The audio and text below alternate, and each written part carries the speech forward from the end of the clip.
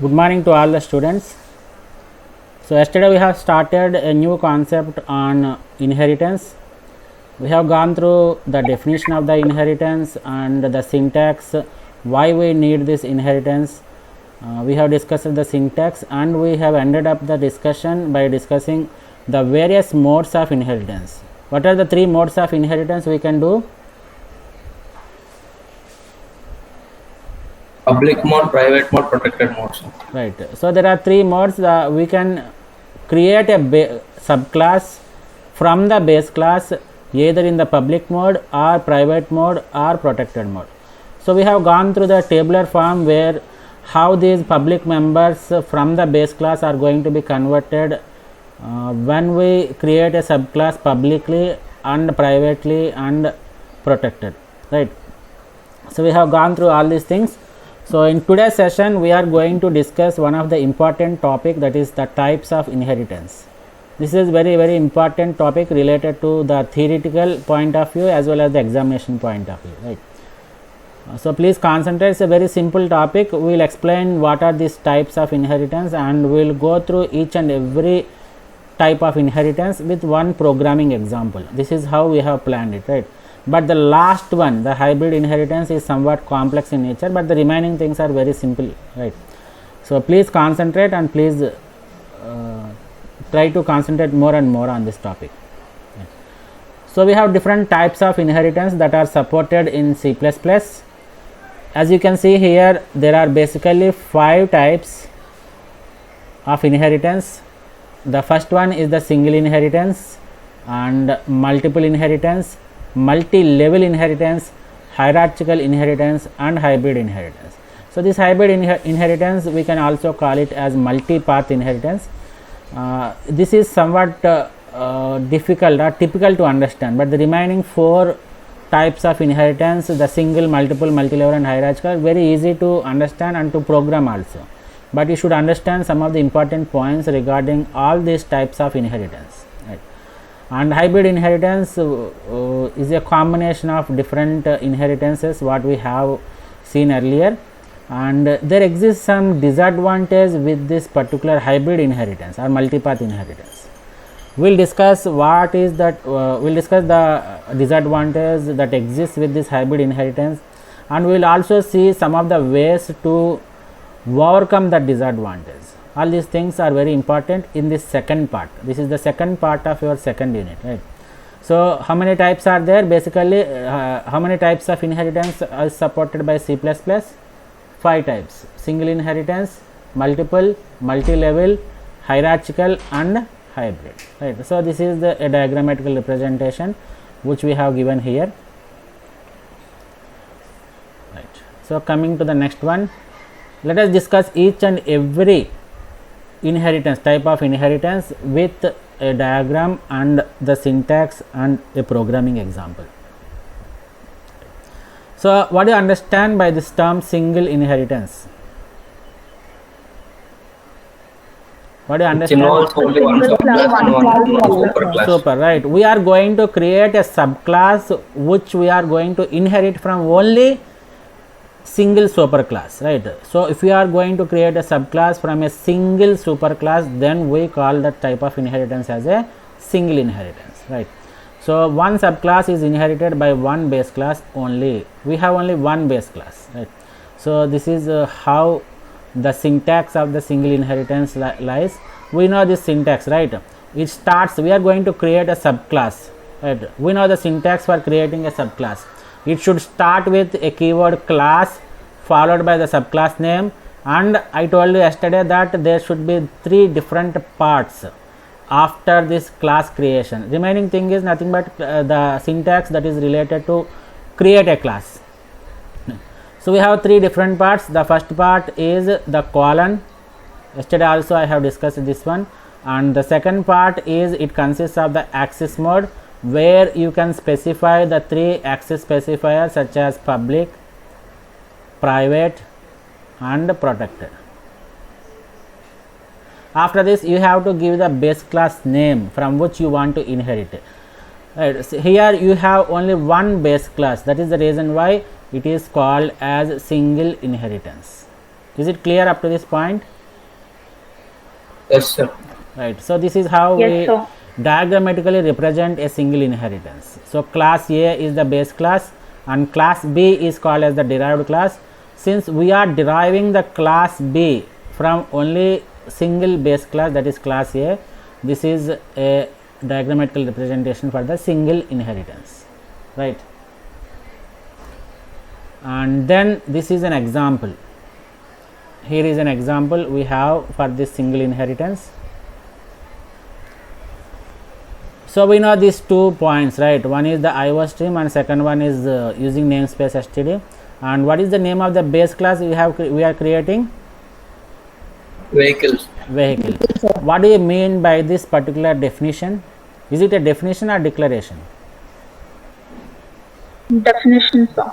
Definition, right? You are giving some statements to constitute the body of this function. Therefore, this is called as the function definition. So, what is this called as? What is this function? Default called as? constructor, sir. It is a default constructor, right? So, what is the purpose of default constructor? Anybody other than Vaishnavi and Abhiram? Sohail, please tell me what is the purpose of default constructor?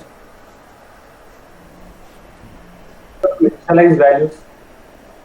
To initialize the values at the time of creation of object itself, right? You should add that term also. It is used to initialize the things at the time of object creation. That is the point we have to write, right? So I have ended up this base class vehicle at this point, and after that I want to create a subclass called car.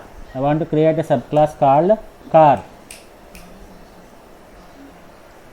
from the base class called vehicle, right? You can see here. So the class car, it is the subclass name, and after that I have used the colon here, and the mode under which I am inheriting this vehicle class into the car class is the public mode, right? So what happens to the public members of the base class when I derive publicly into the subclass? It Public remains same. members are It public. remains Remains public, public, sir. right? Public remains public, protected remains protected, and private remains protected. Private remains private only. This is the meaning of the publicly inherited, right? So is there any body for this class, right? No, sir. Are there any data members and the member functions that are related to this class car? No. No, sir. The body Awesome. of this subclass is completely empty, right? But as you have inherited the vehicle class publicly, so whatever member functions and data members that are present inside the vehicle class will also be present inside this one, right? So the only constructor that is present inside the vehicle, this one, is also present inside this car class. This is the meaning of inheritance, right? We are acquiring the properties and characteristics from the base class. So coming to the main part, here is the main part. I am creating an object. For what class I am creating the object? Subclass. Car, sir. Car. For the subclass car, right? I am not creating a object for the vehicle, right?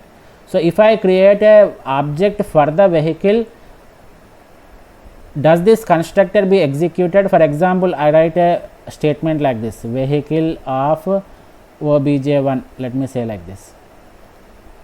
So when I create an object, the compiler automatically invokes the default constructor. So in the default constructor, I have given a statement called output statement with this is a vehicle, right? Is it invoked or not when I create an object for this vehicle Yes, class? sir. Yes, sir. by default Yes, it will sir. be invoked. But this time I am not going to create an object for the vehicle class. That means I am not going to create an object for the base class. I am creating an object for the subclass. So car obj. Now tell me what happens. Does it invoke the constructor of this base class or not? Yes, sir. Yes, sir. Yes, sir. that is the purpose of the inheritance. As I told that when I inherit the superclass vehicle to create a subclass car, even though you have not mentioned any body for that class, but whatever is there, whatever data members and member functions are present inside the base class, they will be inherited. Therefore, this constructor is also present here. So when I create as I told that this is not exactly copying of this constructor into here, right? So by using the object of the subclass, you are able to invoke the constructor of the base class. This is what happens here. Why? Because since you have not created any constructor in the subclass, it automatically, the compiler automatically redirects the things to invoke the constructor of the base class. Therefore, it will invoke the constructor and the statement this is vehicle is printed. Is it clear how we are going to inherit the things Yes, sir. using Yes, single sir. base class? Yes, sir. Thank you. And what is the next one? Multiple inheritance. Now tell me what do you understand by this term multiple inheritance? Very simple, Inheriting from several classes. right? Sorry, This is an inheritance concept where you are going to create a subclass from multiple base classes. Multiple means more than one. You can inherit the properties from 2 classes, or you can inherit the properties from 3 classes, 4 classes. Like that you can extend up to any point, right? So whenever you are going to create a subclass from multiple classes, that type of inheritance is called as multiple inheritance, right? So multiple inheritance is a feature of C++ where a class can inherit from more than one class. That is, one subclass is inherited from more than one base class, right? And this is the diagrammatical representation of the multiple inheritance. We have 2 base classes, the base class B and the base class C. I am going to create a subclass or the derived class called class A, which I am inheriting from both class B and class C, right? This is the diagrammatical representation. Here we have represented with only 2 classes, but this is not restricted only for 2 classes. You can extend up to any main number of classes also. For example, I can create a class like this. This is class D. I inherit it. Okay, accepted. Again, I have a class E. I inherit from this one. This is also accepted. So as I told that there is no restriction on the number of classes, and this is how we create a multiple inheritance, right? Only the very simple modifications for the single inheritance syntax. So we are going to create a subclass. So it starts with a keyword called class and the subclass name is given here. After that I put one colon here, and then for example, if I want to if I want to inherit from 2 base classes, those base classes should be separated by the commas. That is the point we have to remember. So comma operator is used to separate the things or separate the base classes, right? So axis mode, this is the axis mode of the first base class, and this is the axis mode of the second base class. Like that, there are, you can observe here dots, right? That means you can have any number of base classes, but remember that every base class should be preceded with an axis mode, right? For example, I can inherit the base class 1 using public keyword, or publicly I can inherit the base class 1. It is not restricted or it is not mandatory that you should always use this public keyword only. For example, from the base class I want to access or I want to inherit privately, so I give the access mode as private. Like that you can have any access mode, and it depends on the programming language logic on which the programmer wants to design the program, right? So you can use any access specifier, and it is with respect to that base class only. This is the thing you have to remember. Only simple point you have to remember is all the base classes are separated by the commas. This is the first point you should remember, and every base class should have its own access mode. This is the second point you should remember. That's it, nothing more than that. Is it clear? Yes, Yes, sir. sir. So how do you Yes. write a program here?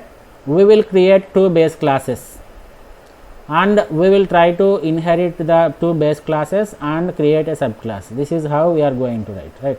See here, the same program we are going to extend, hash include iostream and hash include using namespace std. These are all common things, nothing to explain about it.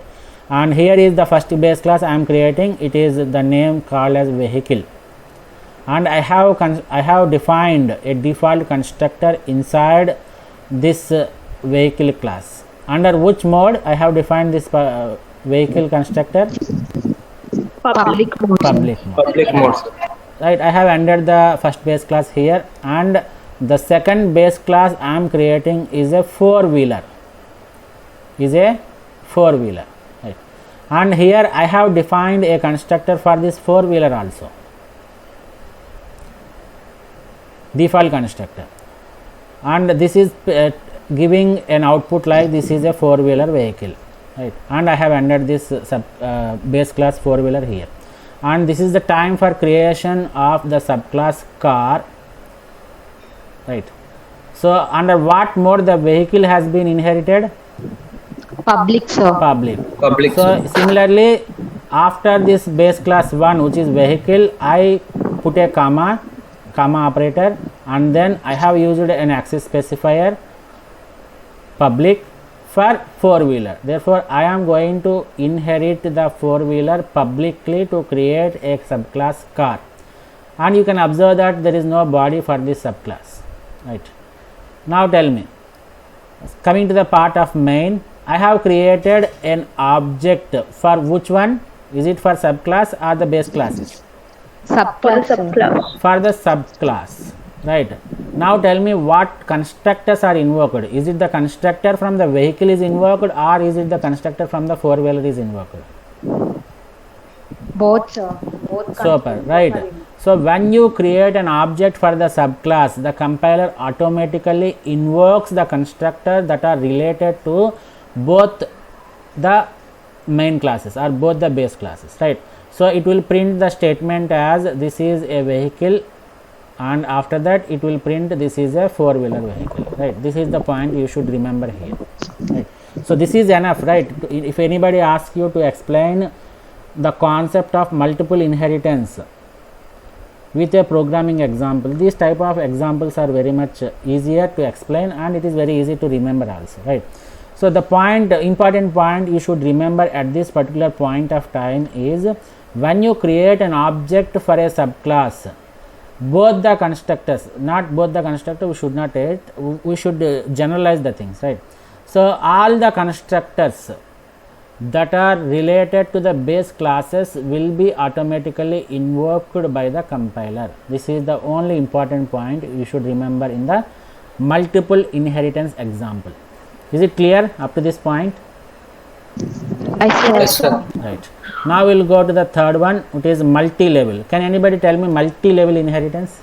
Level, you can stress a point here, levels. So if the inheritance subclass. happens in different levels, tell me, what is your answer? Please tell me. The subclass becomes the base class again for a different subclass. Right. So we are going to inherit in different levels. So this is the first level, and this is the second level, and this is the third level, and this is the fourth level. Like that it exists. The inheritance can be done in different levels, multiple levels also, right?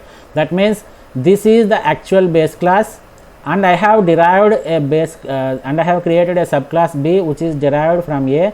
Let us assume that it is public, right?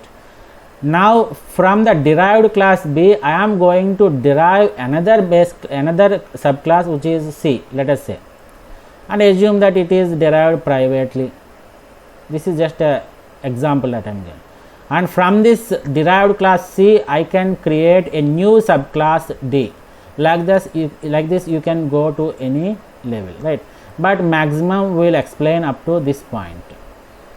2 levels we will explain, right? So we will take a base class, we will create a subclass, that means we will derive a subclass, and from that derived class we will derive another derived class. This is called as a multi-level inheritance. Can anybody tell me what could be the syntax? Is there any special syntax, or do we need to use the already existing syntax? So you can observe here that B derived from A, is it not a single inheritance? Yes, sir. Yes, sir. Yes, sir. Right. After creating this derived class, I again make use of the syntax for creating the, that means I will make use of the single inheritance to create a derived class from the derived class. So we are going to create the multi-level inheritance using single inheritance syntax only. Right. There is no special syntax for this multi-level inheritance. Is it clear up to this point? Yes, sir. Clear, sir. Right. So in the multi-level inheritance, a derived class is created from another derived class. This is a simple definition. A derived class will be created from another derived class. This is what a multi-level inheritance is saying. So this is the diagrammatical or pictorial representation of the multi-level inheritance. So we have a class C, which is base class, and from this base class I am creating, this is a derived class from class C, but it becomes the base class for class A. Is it right or not?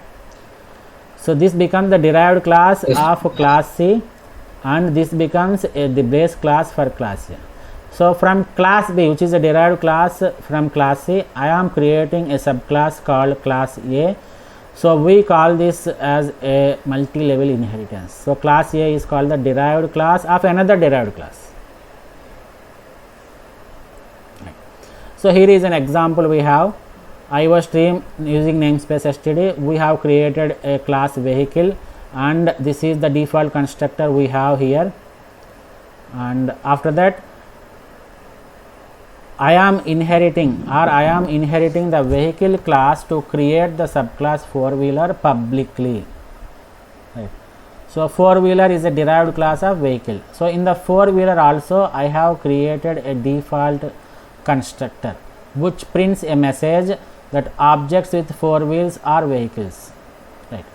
And after that I am creating another derived class called car from four-wheeler, which becomes the base class for this car. Right. Four-wheeler becomes the base class for this car, but this four-wheeler is already a derived class of class vehicle. Right. So you are going to derive a class called car from the four-wheeler, which is already a derived class from vehicle. Right. This is a multi-level inheritance. So in this I have defined a default constructor called car, which prints a statement called car has four wheels. Right. And coming to our main part, I have created an object for the car, which is the last class. Right. And tell me what constructors are invoked. Is it the constructor of vehicle only, or is it the constructor of four-wheeler only, or is it the constructor of car only? All three, sir. All three, sir. Super, right. It will invoke the constructors of all the three. Why? Because I have created the object for the car. So when I create an object for the car, it will go and check whether there exists any constructor for this particular car or not. Yes, there exists, right? Okay, this particular constructor will be invoked, but it will go and check this car has been derived from the four-wheeler. Therefore it will again go and check the definition of the class four-wheeler, and there exists a constructor that is related to the four-wheeler. Therefore that is also invoked. Similarly, the four-wheeler, it will go and check the four-wheeler has been derived from the vehicle, so it will go and check the vehicle class. Here also we have a constructor related to the vehicle, therefore this is also executed. So all the three constructor, including the constructor of the subclass, will be invoked and the statements will be executed. Is it clear? Yes, sir. Yes, sir. Right. Yes, sir. Next is the hierarchical. Can anybody tell me what do you understand by this hierarchical inheritance? One base class and several subclasses. Super, right. So we have only one base class and we can have several subclasses. That means the base class remains same, but we are going to create multiple subclasses from a single base class, right? Similarly, you can extend this one also. From here you can create two more subclasses, or you can create a single subclass, or you can create a subclasses like this, right? So this is the concept of hierarchical. Hierarchical means it also can be treated as a level by level creation, but in the multi-level inheritance you are going to create only one subclass from the derived subclass. But here there is no restriction, we are just extending our concept of multi-level inheritance, where we are able to create multiple subclasses from a single base class, right? So they form levels. So this is one level and this is another level and this is another level, right? So this is called as the hierarchical inheritance. So coming to the definition of this hierarchical inheritance, in this type of inheritance more than one subclass is inherited from a single base class. That is what we have discussed, right? You can create n number of subclasses, but the base class is only one base class. So creating multiple subclasses using a single base class is called as a hierarchical inheritance. That means more than one derived class is created from a single base class. We are rewriting the things, that's it, nothing more than that. So diagrammatically we can represent the hierarchical inheritance like this. So we have this class G. From class G I have inherited class B and class C. Two subclasses I have created. Again from class B I have created two subclasses. From class C I have created two subclasses. As I told that you can create any number of subclasses, right? Like this I can add one more thing, or like this I can add one more subclass and one more subclass. This can be at to any level. Is it clear up to this point? Yes, sir. Yes, sir. Yes, sir. Thank you. So here is an example of hierarchical inheritance. We know about this IOStream and namespace. I have created a class vehicle with one default constructor that is publicly defined here. So this constructor is going to print a message, this is a vehicle, right? Now I am going to create a subclass, right, called car, which is publicly inherited from vehicle. This is the syntax, we know this one, right? So this is one subclass I have created. So I can diagrammatically represent it as I have a base class vehicle here, and the first subclass I have created is car, and the second subclass which I am going to create is, what is the name of the second subclass? Bus. Bus, Bus, sir. right? And I am inheriting the vehicle publicly. I don't have any body for this class, right? So is there any special syntax for hierarchical inheritance? No, sir. No, sir. We are Same making use of single the single inheritance concept only, right? So almost everything is repeated, right? But we are using the same concept in a different manner. This is the advantage of this inheritance. You can simply remember, single means one base class, one subclass from a single base class. Multiple means, as the name itself is suggesting, you are going to create a one subclass from multiple base classes. There the syntax differs, right? You need to add a comma operator and you have to add the access code for each and every base class you are going to use for creating the subclass. But remaining things, multi-level means you are going to combine two single inheritances. Okay. What about next one? Hierarchical, right? Here also we are going to create or we are going to make use of the single inheritance syntax only. No extra syntaxes are required, right? So that is the advantage we have. And coming to our main function, I have created two objects. One is object 1 and another one is object 2. So object 1 is a object that is related to the car, which is a derived class of vehicle, and object 2 is another object which is an object of class bus, which is also a derived class from vehicle. So how many times the vehicle constructor will be invoked? Two times. Two times. Two sir. times. So when you create object 1 that belongs to car, vehicle constructor will be invoked, so it will print the message as this is a vehicle. Similarly, when you create the other object for bus, it will also invoke the constructor of the base class and it will print a message like this is a vehicle, right? So this is how we create a hierarchical inheritance. We are giving a very simple examples, but you can go through the online resources and you can find out different examples of this hierarchical inheritance, right? And if you have any doubts, you can contact me. That's not an issue. And coming to our last type of inheritance, which is called as hybrid inheritance. Can anybody tell me what do you understand by this term hybrid inheritance? Very simple. Combination of two or more different types of inheritance. Super, right? Hybrid. So whenever we hear the term hybrid, it is nothing but we are going to combine the properties of different already existing entities. That is called as inheritance.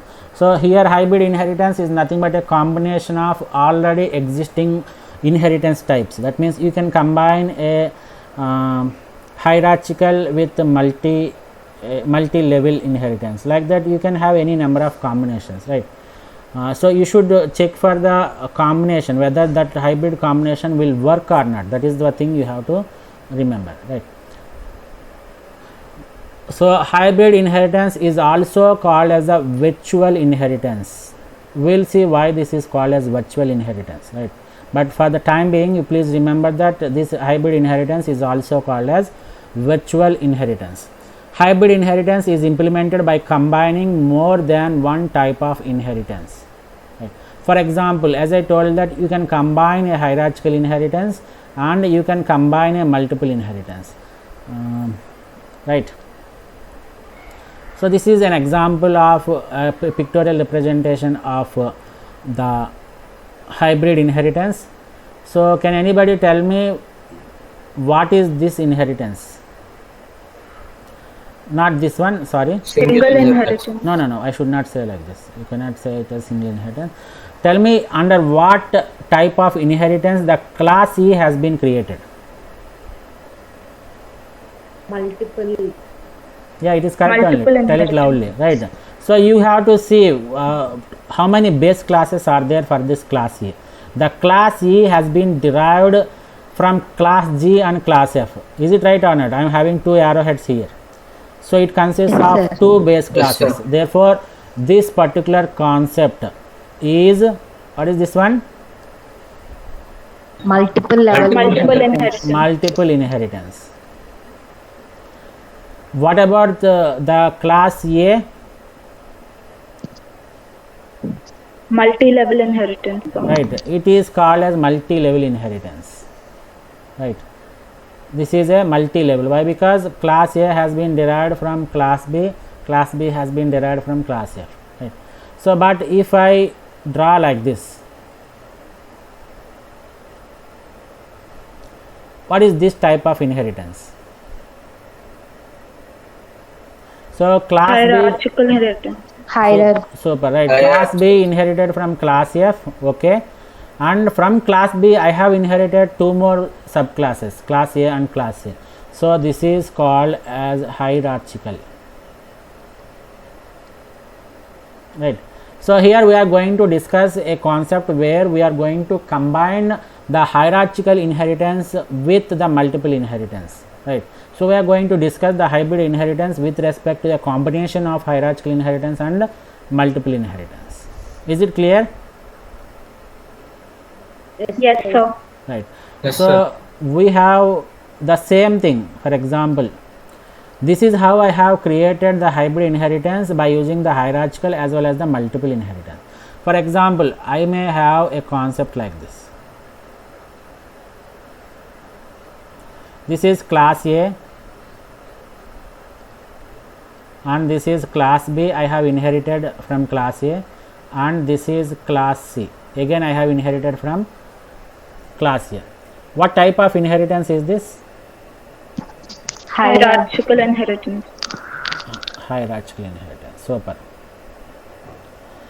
Now what I have done is I have created a subclass D by making use of class B and class C.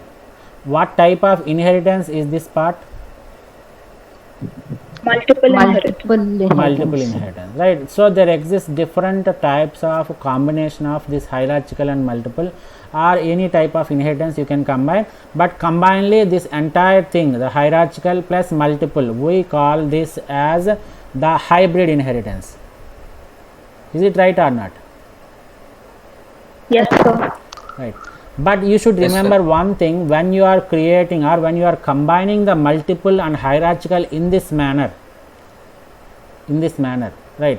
So I will tell you the problem also. For example, assume that I will tell it again when I come back to that particular topic. We are going to discuss deeply about this particular disadvantage. I am going to discuss the disadvantage of the hybrid inheritance when we combine the multiple and hierarchical inheritance in this manner.